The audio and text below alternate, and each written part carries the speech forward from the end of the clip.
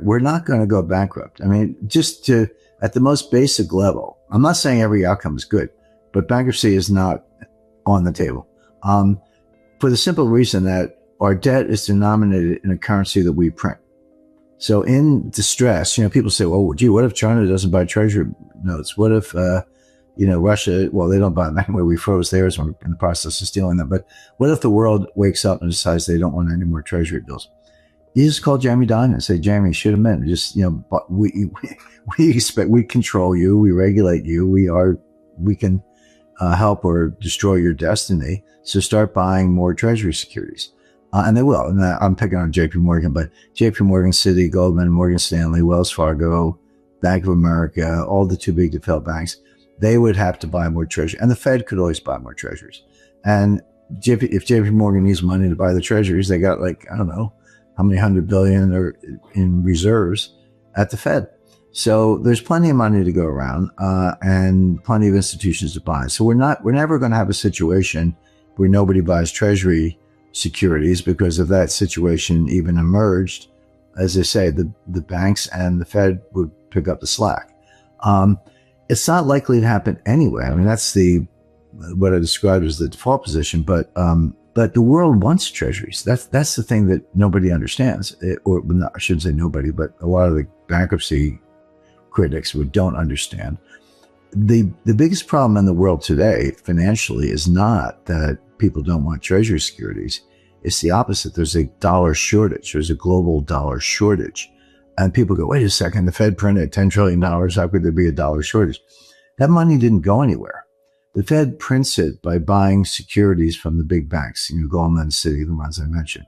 And the way they do it, they just, open market desk calls up Goldman Sachs trading desk and says, offer me 10-year notes or 5-year notes, whatever. And Goldman makes a price, done. And Goldman sends the notes to the Fed, and then the Fed pays for it with money that comes out of thin air. That's true. And that is money printing, if you want to call it that. But what does Goldman do with the money? They give it back to the Fed in the form of excess reserves.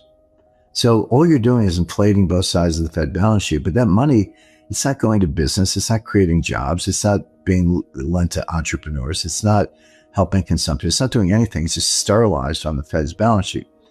The money that does drive the economy is created by banks, not the Fed, but commercial banks. If they make you a loan or make me a loan or whatever, we can, put it to good use. That's the problem, that there's not enough of that kind of M1, M2 style money creation. But people look at the Treasury publishes, I think it's monthly or quarterly, I think it's monthly, a report of foreign holdings of U.S. Treasury securities. And people see China going down. The Chinese ownership of Treasury securities is going down, and it has been. You go, see, the Chinese are dumping Treasury securities. No, they're not. They wish they had more. They are selling them because they need cash to prop up their banks. And that's the dollar shortage.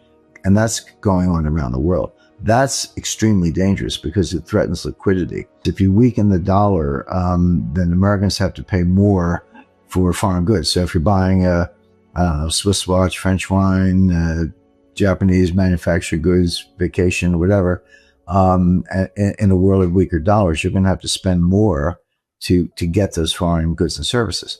That may actually help the trade deficit, because if Americans say, well, I can't afford a European vacation this year because the dollar's cheap, I'll go to, the Grand Canyon or Disney World or something like that. That at the margin, that could help with the trade deficit, which the Trump administration is very focused on. But what it really is, it also makes U.S. goods less expensive from the foreign point of view.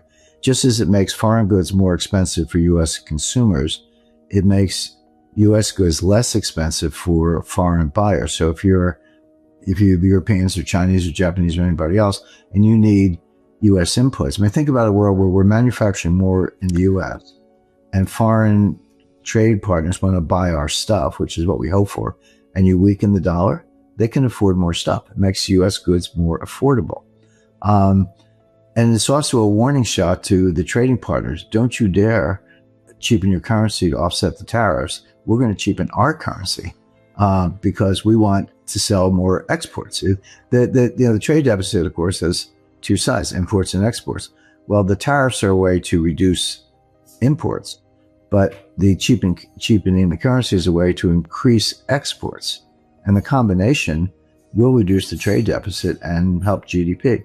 I mean, this is all, it's a very complex, certainly complicated machine with a lot of moving parts, but this would be, cheapening the US dollar would be one of those parts. These supply chains are real. They did break down in beginning of 2018 through 2020. Of course, COVID made it worse. It did contribute to the extreme inflation we saw in 2022. June 2022, inflation was 9.1% annualized. So it has all those impacts. But Moran wants to cheapen the dollar to promote exports, which it does. You know, if you're Indonesia and you're shopping for an aircraft and your choices are Airbus or Boeing and the dollar is weaker, you might buy Boeing. And so obviously that helps our manufacturing jobs in the US and trade, reduces the trade deficit, increases exports, all the things we've been talking about. But what Moran's also talking about is threatening our trading partners. Don't you dare try to cheapen your currency. And but he will not have the cooperation that James Baker had. What he wants to do is use coercion, and including the traffic light system I described. So that's the point of it. I think tariffs I'm all for tariffs against the American way, the American system. I think that's a very good move. Scott Bessen's 3-3-3 plan makes perfect sense. It's, like I said, it's simple math, but yeah, you don't have to wipe out the debt. All you have to do is reduce that ratio, debt to GDP ratio, get moving in the right direction. That would be extremely beneficial. And then, the oil production will, basically be if not deflationary, at least disinflationary. It'll fight the inflation we've all been living through. So Bessen's 3 Arrows plan makes perfect sense. Navarro's tariff plan makes perfect sense in my view. Create high-paying jobs. Those are good things. Moran's Mar-a-Lago Accord, I think it has some major problems. The first one being, it's not relying on cooperation, it's relying on coercion, which could have boomerang effects. And I think he completely misses the importance of Treasury bills to the banking, to the Eurodollar system and the derivatives markets.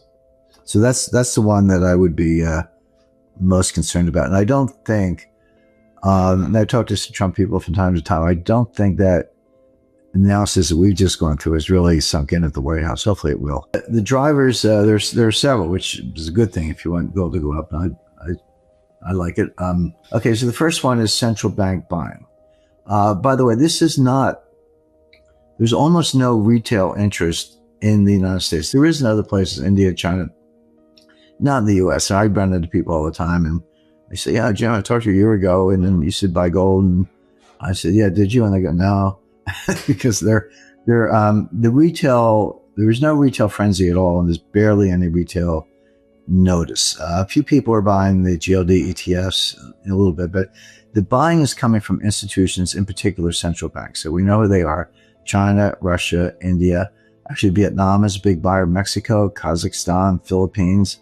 You look around, and all this data is available. You just go to the World Gold Council website. You have to give me your email address, but it is free, and they have a really good database, so you can find it very easily. And they also break it down. Oh, so Turkey's another one. Iran's non-transparent, but they're buyers.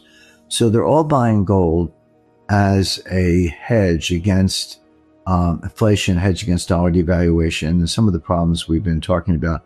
But the biggest hedge is that the U.S., at the beginning of the war in Ukraine, froze approximately $300 billion of Russian-owned Treasury securities. Now, Russia made the money legitimately selling oil. They got paid in dollars. They took the money. They trusted us.